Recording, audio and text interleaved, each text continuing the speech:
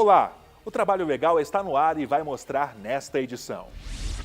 Maioria dos ministros do STF é pró-banimento do amianto no país.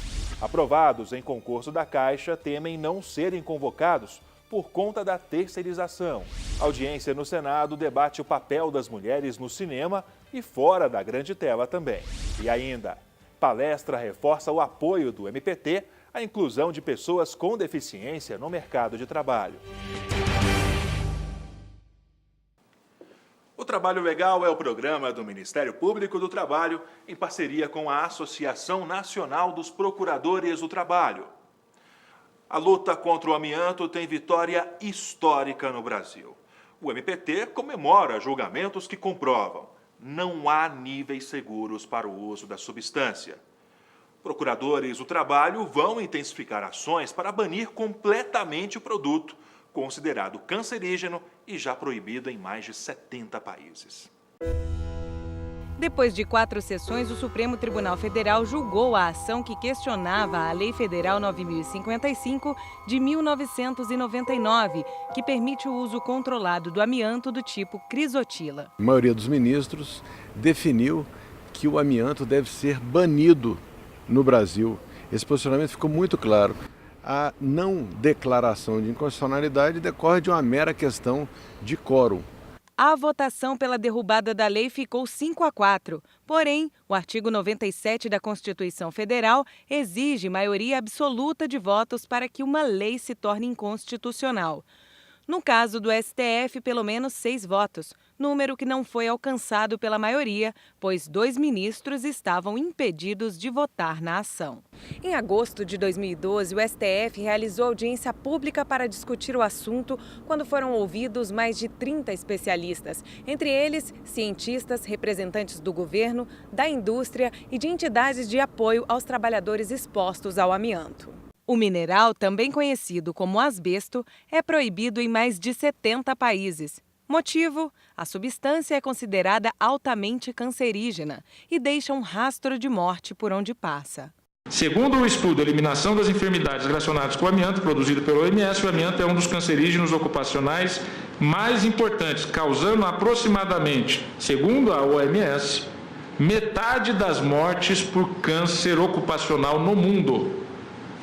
No Brasil, de acordo com os dados trazidos pelo Ministério da Saúde, o amianto é responsável por 1/3 dos casos de cânceres ocupacionais.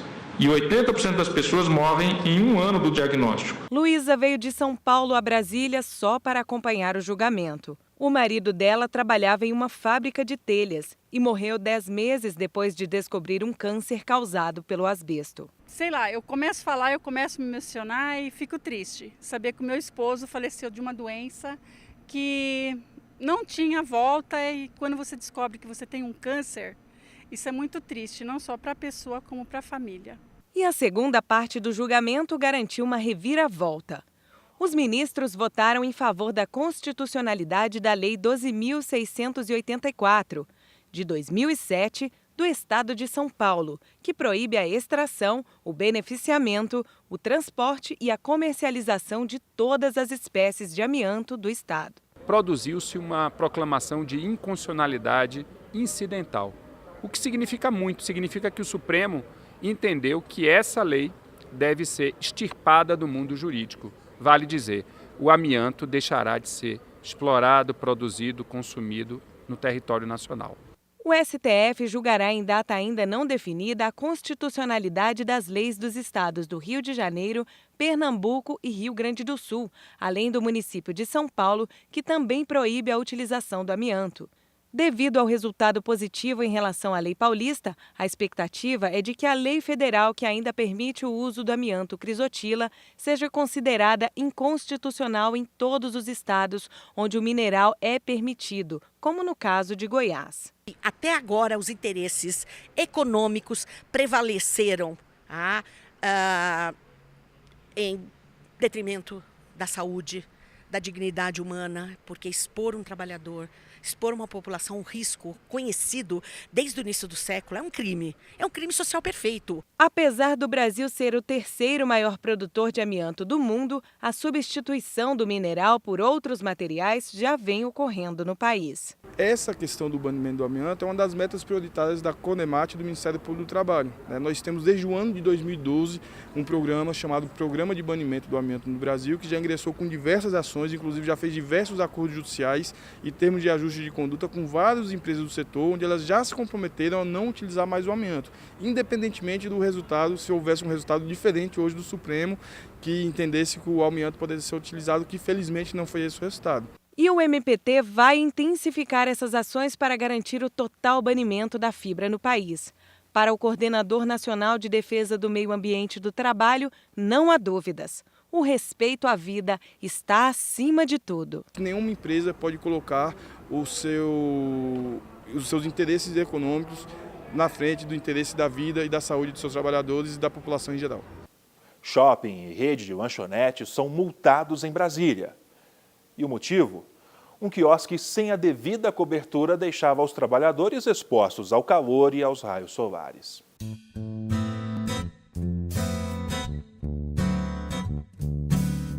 Em muitas cidades do Brasil, o calor, mesmo no inverno, chega a altas temperaturas.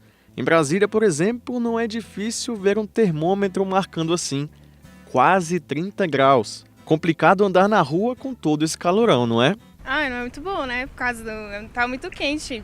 Bastante sol aqui, bem seco, né? Bastante quente, tá difícil até de caminhar. Agora imagine trabalhar exposto a essa temperatura todos os dias. Fica bem mais difícil, né? Pra mim, no meu caso, eu andei 10 minutos aqui e já tô praticamente morrendo. Não sei se eu dava conta. Não sei, sinceramente. Deve ser muito ruim. É o que ocorria neste shopping aqui em Brasília. O quiosque de uma rede de fast food funcionava no local sem qualquer tipo de proteção. Os funcionários eram obrigados a trabalhar expostos ao sol. Esse caso motivou uma investigação do Ministério Público do Trabalho. Durante essa investigação se obteve tanto da empresa franqueadora da lanchonete quanto do shopping um compromisso de se adequar às condições de trabalho ali, para garantir um meio ambiente de trabalho seguro aos trabalhadores. Porém, durante esse inquérito, as empresas simplesmente nada fizeram, o que motivou então o ajuizamento de uma ação. O MPT firmou um termo de ajustamento de conduta com as duas empresas, que se comprometeram a fazer adaptações no prazo de 60 dias. Como as obrigações não foram cumpridas, foi ajuizada a ação perante o Tribunal Regional do Trabalho da 10ª Região. Uma perícia foi feita no quiosque e constatou que a temperatura no local variava entre 25 e 26,1 graus no horário de trabalho. Para a juíza, é incontroverso o prejuízo aos trabalhadores, expostos diariamente aos raios solares. Se valeu então da literatura especializada, que diz que essa exposição contínua e habitual pode gerar um potencial de danos ao trabalhador, ao desenvolvimento de diversas doenças como o câncer de pele. Assim, as duas empresas foram condenadas a pagar de maneira solidária R$300 mil por dano moral coletivo. O valor deve ser revertido ao Fundo de Amparo ao Trabalhador. A decisão também proíbe o shopping de instalar quiosques em situação semelhante, sob pena de multa diária de R$10 mil. E você vai ver logo depois do intervalo. A audiência discute o papel das mulheres dentro e fora do cinema.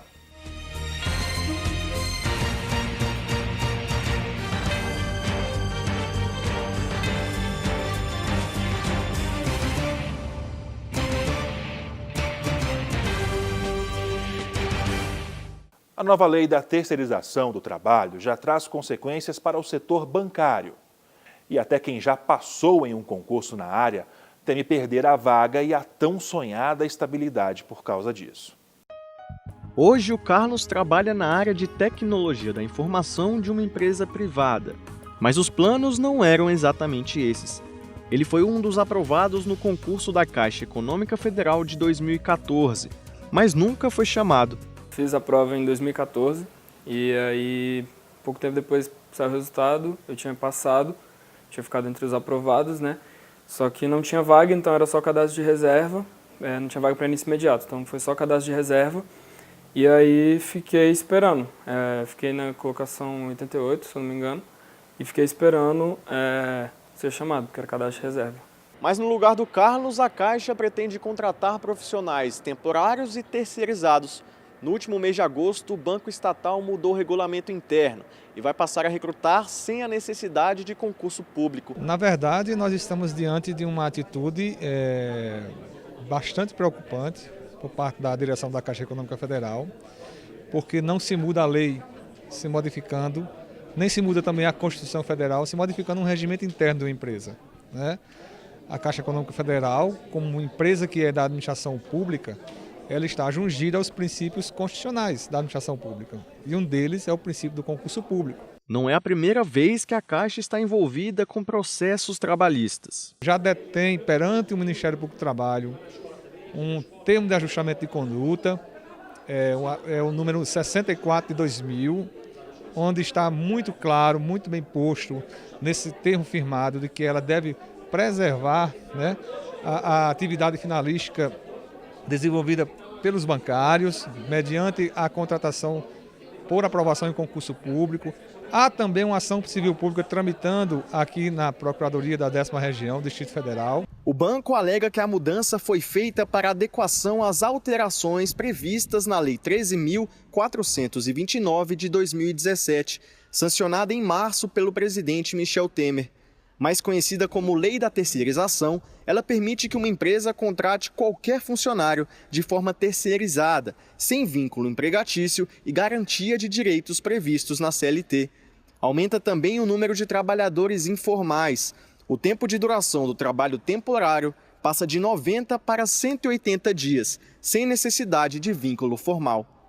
A CONAP, a Coordenadoria da Administração Pública de Combate à Saúde Trabalhista na Administração Pública do Ministério Público do Trabalho, que nós estamos coordenando, está atenta, já está mantendo contato com os colegas procuradores da 10ª Região, o procurador-chefe, o procurador titular do feito, para que a gente possa imediatamente tentar acessar essa conduta, que eu repito, ela é inconstitucional, ela é ofensiva ao princípio da legalidade, ao princípio da moralidade e ao princípio do concurso público sobremaneira. Além de precarizar as relações de trabalho, a nova legislação também retira oportunidades e sonhos. E não só eu, mas até outras pessoas, que eu conheço outras pessoas que sempre estavam fazendo os concursos de banco e desistiram. Vão focar em outros concursos ou partir para a área privada.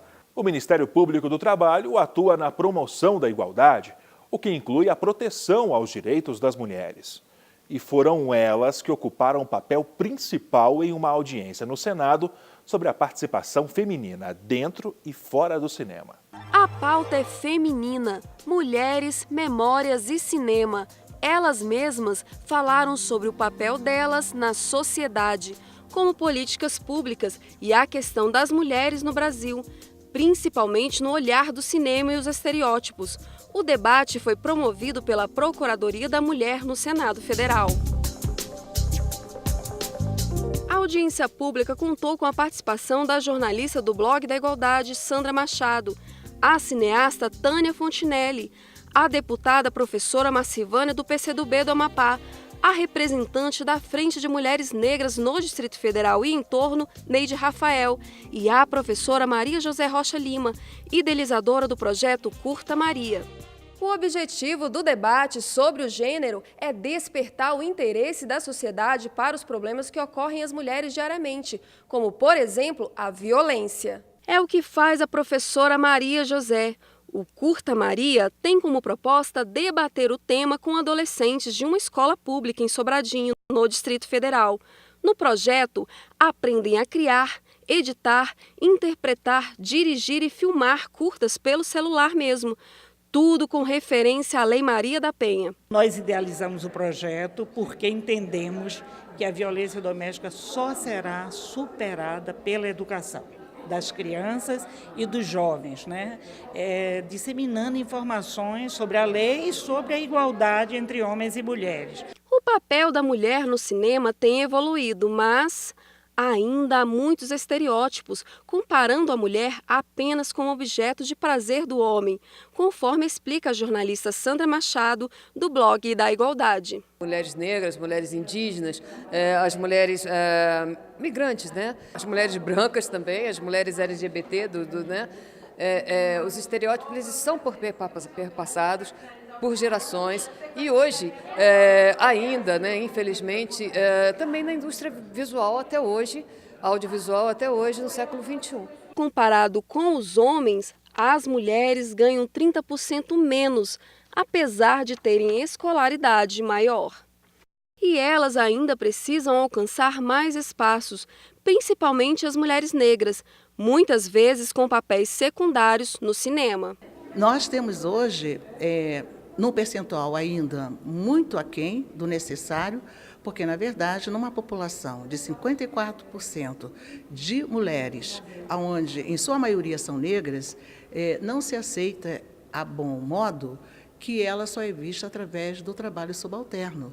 Porque nós temos hoje as mulheres cientistas, nós temos as mulheres que são pedagogas, né, que são pessoas que contribuem no âmbito da cultura. A cineasta e pesquisadora Tânia Fontinelli exibiu trechos do filme Poeira e Batom, onde ela conta a participação de 50 mulheres na construção de Brasília. Elas quase não são citadas ou lembradas na história do nascimento da nova capital.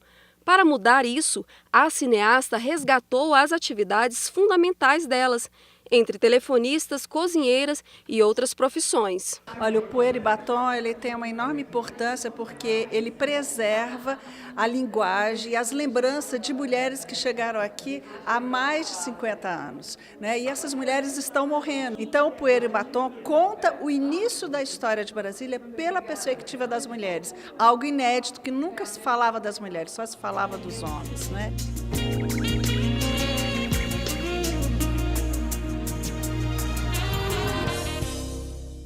E logo mais, dor nas costas é a maior causa de afastamento de trabalhadores. A Semana de Inclusão da Pessoa com Deficiência Intelectual aconteceu de 21 a 28 de agosto. E para reforçar o apoio à Lei Brasileira de Inclusão, o MPT participou de uma palestra sobre o tema.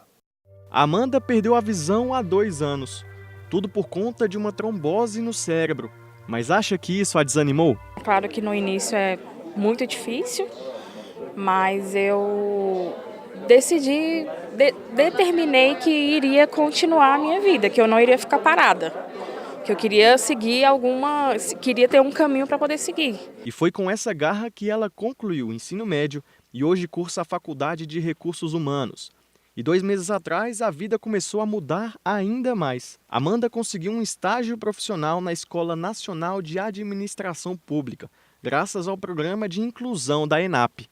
A gente tem ações em todas as diretorias, todos os setores da ENAP, e o programa tem como objetivos a gente prover recursos de acessibilidade, né, para permitir a plena participação da pessoa com deficiência em todos os ambientes da ENAP, em todas as atividades, inclusive no seu portal eletrônico. E também difundir conhecimentos a respeito da inclusão da pessoa com deficiência na gestão de políticas públicas e na máquina administrativa. E tudo isso ficou mais fácil graças à Lei Brasileira de Inclusão da Pessoa com Deficiência. Desde 2015, assegura e promove em condições de igualdade a pessoas com algum tipo de deficiência física ou intelectual, direitos fundamentais como saúde, educação, acessibilidade e, é claro, inclusão no mercado de trabalho. Ela tem todo o seu fundamento na Convenção sobre os Direitos da Pessoa com Deficiência, que é uma norma internacional ratificada pelo Brasil e que aqui no Brasil, por conta lá do processo no Congresso Nacional, ela passou a ter o status de emenda constitucional. Significa que tudo que está nela tem um viés constitucional. A palestra da Subprocuradora-Geral do Trabalho fez parte da programação da Semana Nacional da Pessoa com Deficiência Intelectual e Múltipla. Mais uma oportunidade para reforçar a importância de uma inclusão completa no ambiente de trabalho. Exigir do empregador o cumprimento de todas as regras de acessibilidade, para esse trabalhador lá no seu ambiente de trabalho, né? Para bem produzir, para produzir a contento e na forma que o empregador desejar. Durante a palestra, a preocupação com a nova lei de terceirização irrestrita também foi destaque. Eu acho que a gente tem um justo receio de que a terceirização venha prejudicar um pouco o processo de inclusão da pessoa com deficiência no mercado de trabalho por meio da reserva de cargos, né? Da lei de cotas, como comumente é conhecida. Porque ela pode fracionar, né? O empregador pode fracionar as suas empresas, pode fracionar o número de trabalhadores. A lei de inclusão ajudou a Amanda e muitas outras pessoas. Para ela, é importante acreditar na igualdade dentro do mercado de trabalho e nunca desistir. Eu, Amanda, como pessoa com deficiente, se eu dou conta, se eu posso, se eu sou capaz, qualquer outro deficiente é. É aquela questão, pode ser difícil, mas não é impossível. Barreiras a gente sempre tem, sempre vai ter, mas a gente pode quebrá-las, todas elas. Dor nas costas ocupa o primeiro lugar no ranking de auxílios-doença concedidos pelo Instituto Nacional de Seguridade Social e aumenta o número de afastamentos por transtornos mentais relacionados ao trabalho. Doenças ocupacionais são aquelas produzidas, adquiridas ou desencadeadas por conta das condições do trabalho. Por isso, um profissional que desenvolve uma doença ocupacional possui legalmente os mesmos direitos de um envolvido em acidente de trabalho. Existem várias, né? Doenças como Lerdort, né? Doenças lombares. A dorsalgia, também conhecida como dor nas costas, é a maior causa de afastamento dos trabalhadores no Brasil. Somente no ano passado, mais de 115 mil pessoas tiveram de se ausentar do emprego por problemas na coluna, segundo o ranking de auxílios-doença concedidos pelo INSS. Para cuidar da coluna hoje, eu entendo que isso envolve educação postural, a pessoa aprender a melhor forma de se posicionar, para sentar, para trabalhar, e atividade física, exercício. E a gente procura entender qual movimento restabelece a função motora da coluna. Qual movimento te dá mais mobilidade? Quanto mais mobilidade você tiver, menos dor você vai sentir. Segundo o especialista, o que causa problema na coluna não é trabalhar em pé ou sentado, mas ficar muito tempo na mesma posição. Então a gente orienta que a pessoa que trabalha muito tempo sentada, ela levante a cada 30 minutos, 40 no máximo, ela tem que levantar, dar uma volta, beber uma água, nem que seja só para dar uma volta, daqui a pouco sentar de novo. E existem alguns exercícios que ela pode fazer. Coloca a mão na linha da cintura e curva para trás o máximo que conseguir, tentando manter o joelho estendido. De acordo com o fisioterapeuta, as lesões por esforços repetitivos, a chamada LER e os distúrbios osteomoleculares relacionados ao trabalho, ou DORT, a exemplo das tendinites, também podem estar relacionados à coluna e à má postura. Eu sento no fundo da cadeira, chego a cadeira mais próximo da mesa. A gente tem um suporte lombar, que é feito justamente para ajudar a pessoa a ficar na posição correta. Coloca aqui mais ou menos na linha do cinto, traz o teclado para perto e aqui a pessoa trabalha. Eu não preciso nem encostar na cadeira. Então, eu mantenho a coluna ereta sem fazer muito esforço e trabalho aqui. As pessoas falam muito da altura do monitor. Não adianta a altura do monitor estar na altura dos meus olhos se eu ficar sentado assim. É convencional 90 graus, é o que se pede, 90 graus quadril, 90 graus joelho, 90 graus cotovelo, né? A gente trabalha sempre assim. Mas não são apenas as doenças físicas que atrapalham a vida do trabalhador. Hoje, por exemplo, a doença ocupacional que mais preocupa, né, os órgãos de fiscalização, por exemplo, são as doenças do sistema de saúde mental. Pesquisa realizada pela Universidade de Brasília em parceria com o Instituto Nacional de Seguridade Social revela que quase metade dos trabalhadores que se ausentam por mais de 15 dias do trabalho sofrem com algum transtorno mental. Então, chegou num ponto que eu olhava aquilo tudo e falava assim, gente, eu tenho que dar conta disso tudo. E eu não dava conta. E aí, teve um dia que eu falei assim, eu vou pegar minha bolsa e vou sair correndo daqui. Aí eu olhei para o armário e falei assim, você é crise de pânico mesmo. Geórgia trabalhava em uma instituição financeira e chegou a fazer o trabalho de 4 pessoas. Por não conseguir executar as tarefas, passou a se sentir culpada. Costumo dizer sempre que a alma do negócio é na gestão de pessoas. As pessoas têm que estar felizes no trabalho para poder desempenhar bem suas funções.